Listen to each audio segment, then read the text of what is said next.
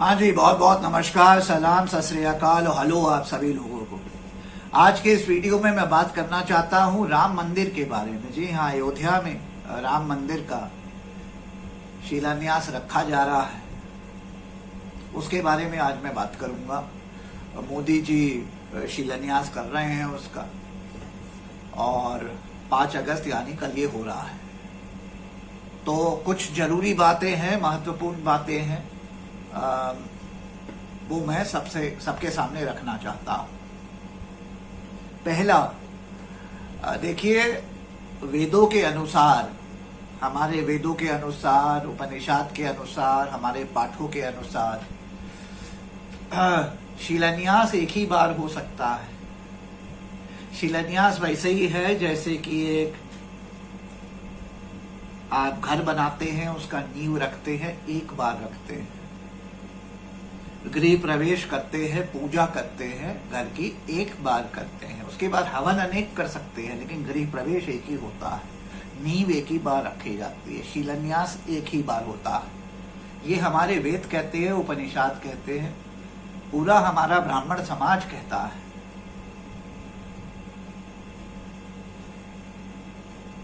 अब आते हैं अयोध्या के राम मंदिर के लेकर के।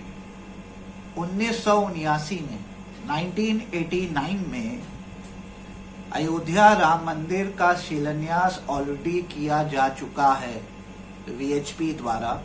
राजीव गांधी जी जब प्रधानमंत्री थे, उनकी सरकार में राजीव गांधी जी को बड़े उत्तेजित थे और उनको बड़ा ही वो चाहते थे कि राम मंदिर जल्द से जल्द यहाँ पे राम मंदिर बने, राम की पूजा होना शुरू हो। वीएचपी ने, उस समय सिंगल जी होते थे, वीएचपी के सिंगल साहब ने वहां शिलान्यास किया। वहां पे वो होती है 7 feet by 7 feet by 7 feet का एक पूरा बनाया जाता है और नींव डाली जाती है। शिलान्यास किया गया, 1979 में हो चुका है। तो इसको देखते हुए, मद्देनजर रखते हुए, मैं जानना चाहता हूं कि कल 5 अगस्त को मोदी जी जो दोबारा शिलान्यास करने जा रहे हैं, क्या ब्राह्मण समाज, साधु समाज, राम को मानने वाला पूरा हिंदुत्व समाज, पूरा हिंदू राष्ट्र, वो हर इंसान जो राम को मानता है, और राम को मानने वाले सिर्फ हिंदू भारत में 90 करोड़ नहीं है, पूरी दुनिया में राम जो है पूरी साउथ ईस्ट एशिया में फैले हुए हैं। राम को मानने वाले, मेरा मानना है 200 करोड़ लोग प्लस हैं। वो सारे 200 करोड़ मानने वाले लोग, प्रभु रामचंद्र को मानने वाले लोग, उनके अनुसार, ब्राह्मण समाज के अनुसार, वेदों के अनुसार, उपनिषद के अनुसार, हमारे पाठों के अनुसार, शिलान्यास एक बार जो हो गया प्रभु रामचंद्र के अयोध्या मंदिर के लिए 1979 में वीएचपी द्वारा, राजीव गांधी जी प्रधानमंत्री, उनके नेतृत्व में, तो अब ये मोदी जी कल जो शिलान्यास दोबारा करने जा रहे हैं, वो सिल्वर का पूरा बना है, उसके लिए वो क्यों करने जा रहे हैं और कैसे करने जा रहे हैं, और किस हिंदू समाज के किस प्रक्रिया अनुसार, किस वेद अनुसार, किस उपनिषद अनुसार वो ऐसा कर रहे हैं, मैं जानना चाहता हूं। मैं अनुपम त्रिपाठी इस विषय पे बड़ा क्लियर हूं। शिलान्यास राम मंदिर का अयोध्या में हो चुका है 1979 में। अब उसकी कंस्ट्रक्शन, कल आप ईटा डालें और कंस्ट्रक्शन करना शुरू करें, लेकिन आप शिलान्यास दोबारा नहीं कर सकते हैं। हमारे पाठ, वेद, उपनिषद इसको नहीं अलाउ करते हैं।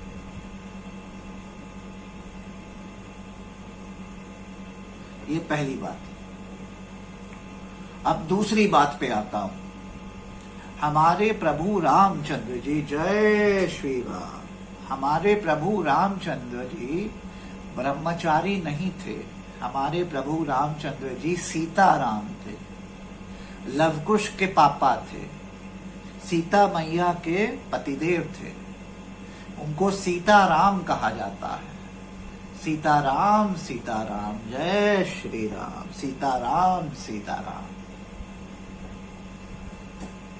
अब ऐसे में जब राम मंदिर का कल पूजा होगा तो मैं अनुपम त्रिपाठी ये बात स्पष्ट कर देना चाहता हूं कि राम भगवान, देखिए अगर आप हनुमान जी का एक मंदिर बना रहे हैं बड़ा सा,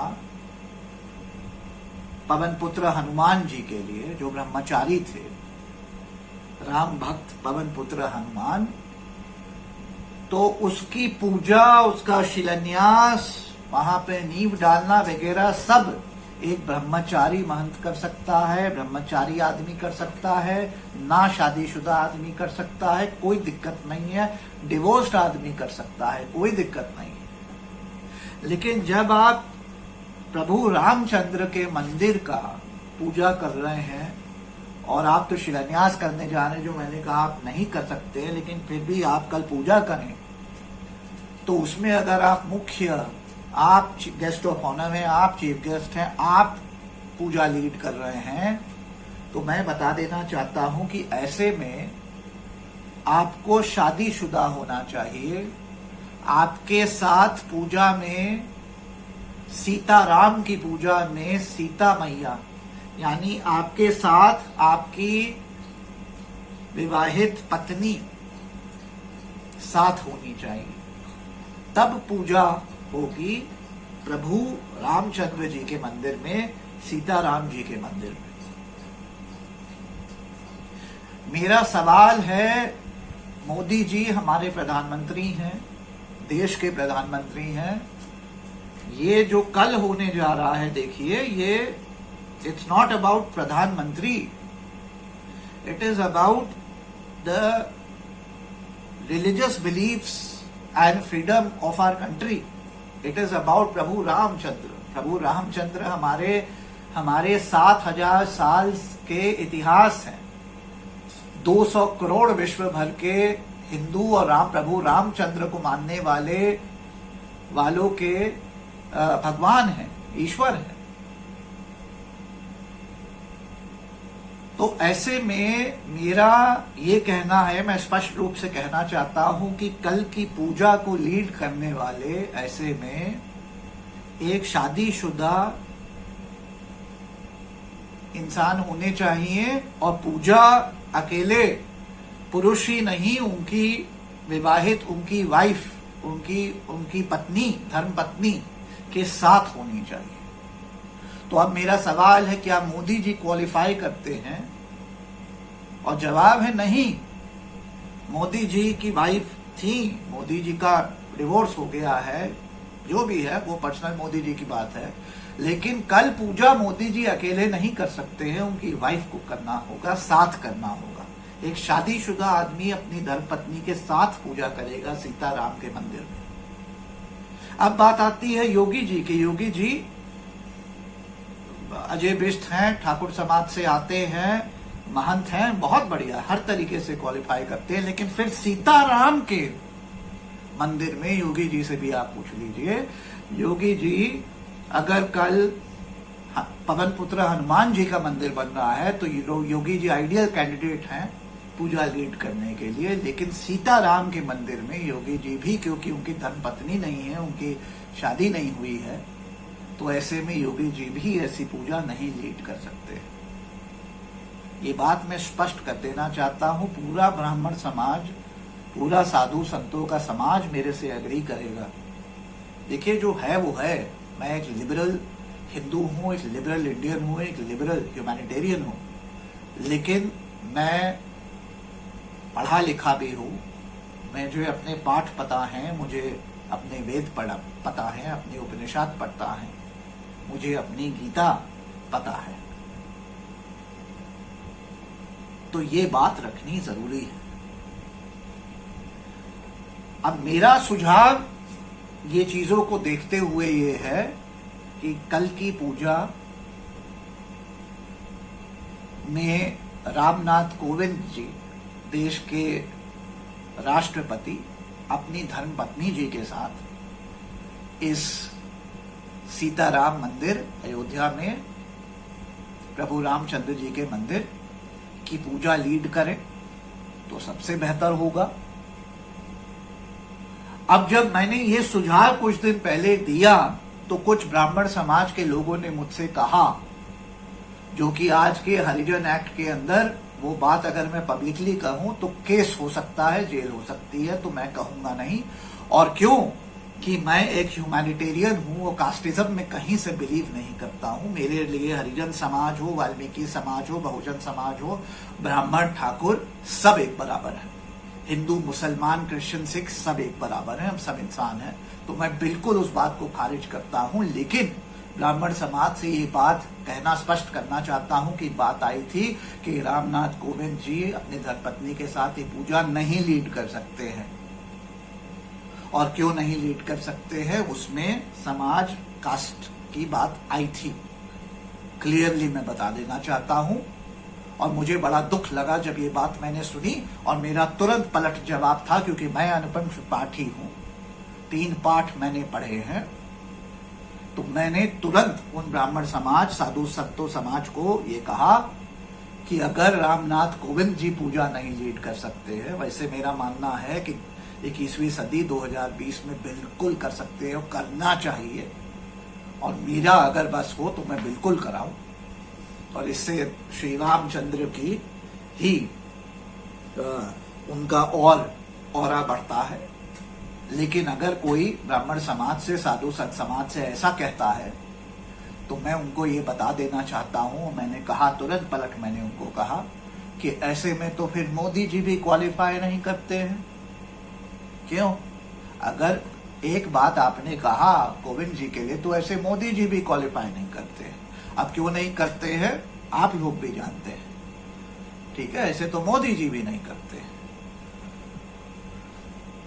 तो इतनी सी बात मैं रखना चाहता हूं, स्पष्ट रखना चाहता हूं। क्षमा चाहता हूं अगर किसी को मेरी बात से बुरा लगा हो, लेकिन यही सत्य है, यही सही है। बाकी ठीक है, 21वीं सदी है, मोदी जी प्रधानमंत्री हैं, तो करें जो करें, लेकिन ये बातें रखनी जरूरी थी। अब आखिरी में इस वीडियो को खत्म करते हुए, कुछ आजकल सूडो लिबरल्स और कुछ इंटेलेक्चुअल्स और कुछ ये ABCD अमेरिकन बॉर्न कंफ्यूज देसी टाइप लोग हैं, जो शायद स्कूल वगैरह कॉलेज में 4 किताब पढ़ लिए हैं, थोड़ी अंग्रेजी की 2 लाइन बोलना सीख गए हैं, तो कभी कभी गलती से जब मैं श्री राम जी की बात करता हूं और अपने FFAR इंडिया के महापुरुषों में श्री राम को सबसे आगे ऊपर लगाता हूं, तो कभी कोई ये ABCD टाइप कोई आता है और कमेंट में करता है कि श्री राम तो माइथोलॉजी के पार्ट हैं। तो मैं 2 बात कहना चाहता हूं उन लोगों को। पहला तो जब मैं प्रभु श्री राम की फोटो लगाता हूं FFAR इंडिया के कवर पिक्चर पे, तो मैं गौतम बुद्ध की भी लगाता हूं, 2500 साल पुराने हैं। विवेकानंद जी की भी लगाता हूं, छत्रपति शिवाजी महाराज की भी लगाता हूं, गुरु गोविंद सिंह जी, भाई गुरु गोविंद सिंह जी की भी लगाता हूं। और मैं बताना चाहता हूं कि Shri Ram is not mythology, he is mainly 7000 years old in our history.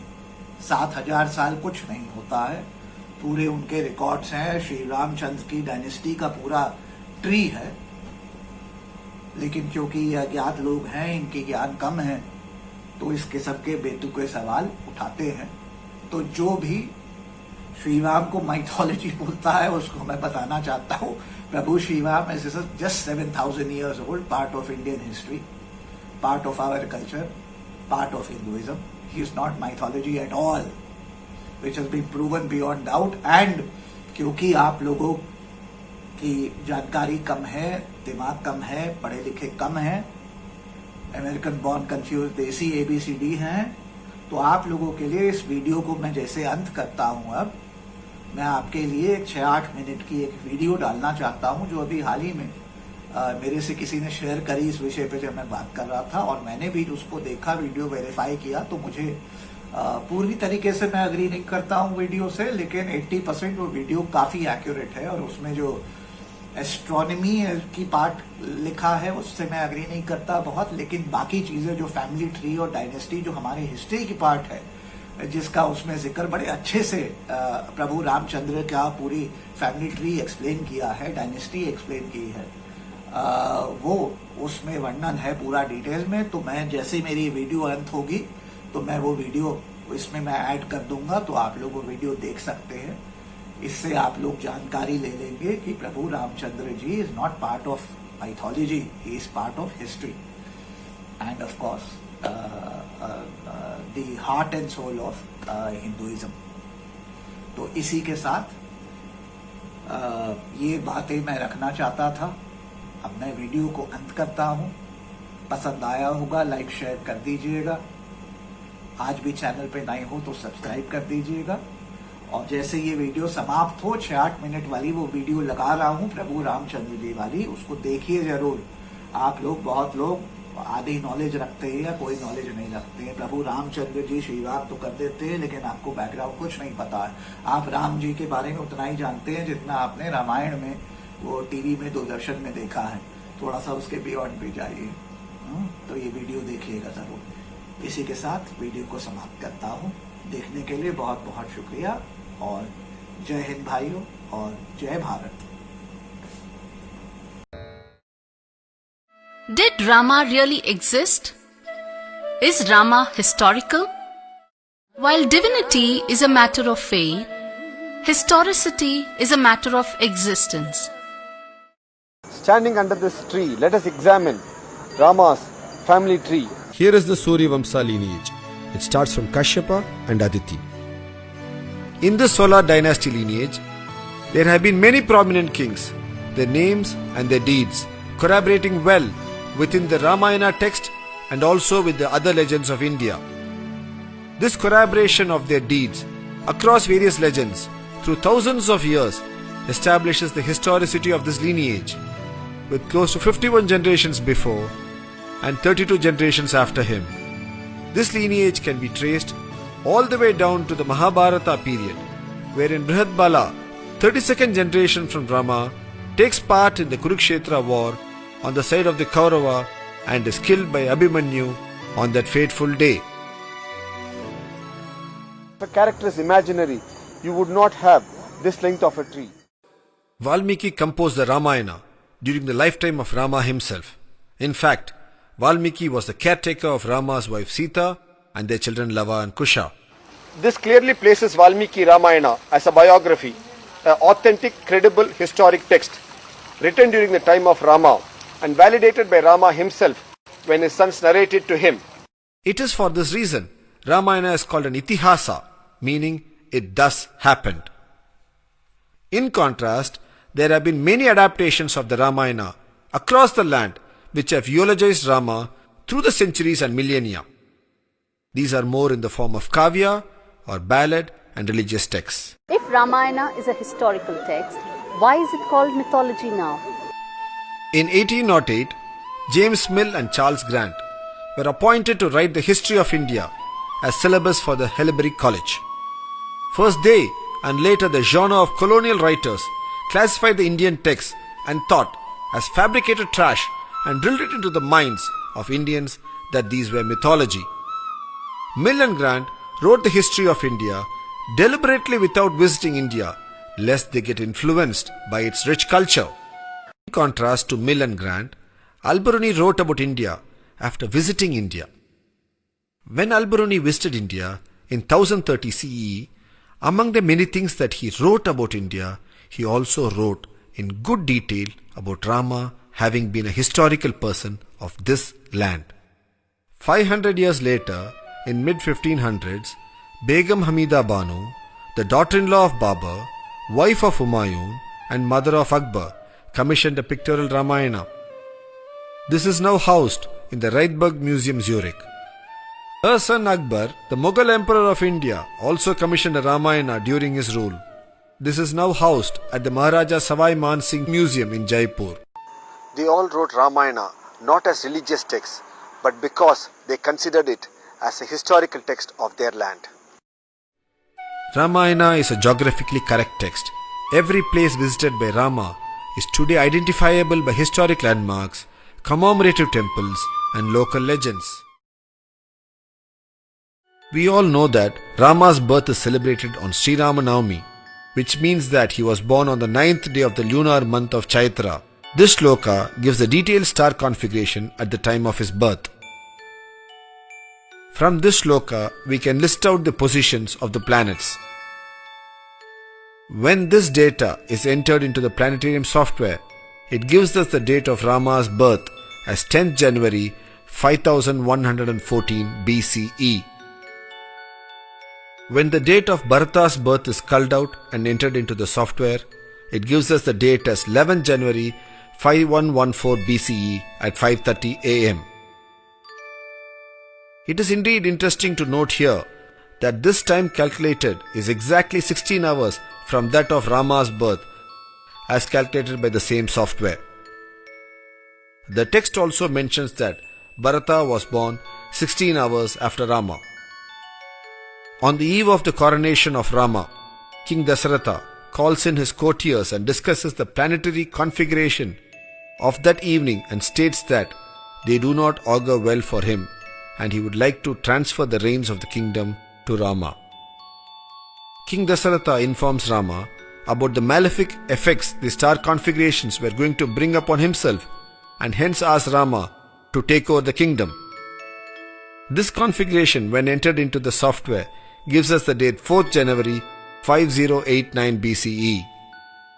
The elapsed time, as calculated by the software, between the event of his birth to his pre-coronation event is 25 years. This tallies well with the age of Rama as mentioned in the text. The dates thrown up by the planetary software are internally consistent with the sequence of events of the Ramayana legend. Advancement on science and technology is now opening new possibilities of exploring the past. What looked like impossible a few years ago, such as fixing a date for the events mentioned in the lifetime of Lord Rama, can now be done easily by using a planetarium software. The veneration of Rama has not been limited to India alone. The Egyptian pharaohs called themselves Ramses of the Solar dynasty, which seems to be a derivative of the name Rama and the Suryavamsa dynasty. In the east, in Thailand, the kings of the ruling Chakri dynasty take on the title Rama. The present king is Rama IX. This emphasizes the spread of the glory, effulgence of Rama across civilizations the world over and brings forth the stature in which Rama was held across the globe through the times.